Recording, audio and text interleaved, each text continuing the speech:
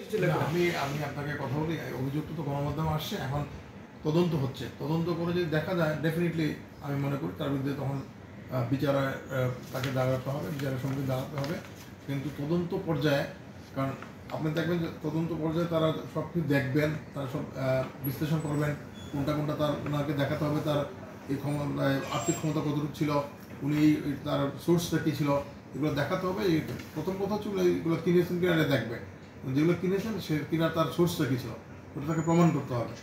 তারপরে একটা কথা বলি কি, যদি উনি প্রমাণ করেন যে উনি এটা ব্যাংকের লোন নিয়েছেন, তখন কিন্তু তার অন্য কথা আসবে। উনি যদি এটা প্রমাণ না করতে পারেন যে আমরা উনি নিজের থেকে কিনছেন, বা তাহলে সেই টাকাটা উনি কোথায় পেলেন, ওনাকে তখন ওই জবাব দিয়ে করতে হবে। তখন দুদক কিন্তু তার বিরুদ্ধে যে তদন্ত করছে সেই তদন্ত অনুযায়ী তারা কিন্তু তাদের রিপোর্ট জমা দেবে। আচ্ছা, এরকম একটা ব্যক্তি, এত সম্পদ, আপনি রাষ্ট্রের প্রধান আইন কর্মকর্তা হিসেবে কি মনে করেন?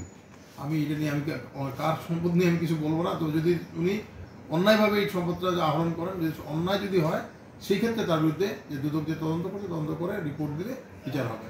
তো সম্পদ যদি কারো বৈধ পথে যে কেউ সম্পদ করতে পারে, সংগ্রহ করতে পারে, সম্পদের মালিক হতে পারে, কিন্তু সেই যে সম্পদ যে উনি যে এটাকে যে আহরণ করতেছেন বা এটাকে যে অ্যাকোয়ার করতেছেন সম্পত্তিটা, সেটা তার বৈধ ইনকামে হয়েছিল, মানে সেটাই হলো বিষয়।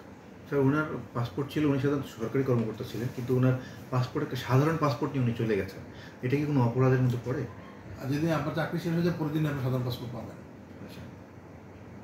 তাহলে এত এত সম্পদ একজন সরকারি কাজ করে, এটাকে আপনি মনে করেন যে বৈধ উপায়ে অর্জন? আমি সেটা আমার কোনো কিছু মনে করার নাই, সেটা তো দুদক তার তদন্ত দেখবে যে কী অবস্থা। আমার কিছু মনে করারও নেই, এটার সঙ্গে বলার কিছু নাই। এটা তদন্ত সংস্থা, ওরা তদন্ত করছে, তারা দেখবে, দেখে এটা বলবে। ওকে।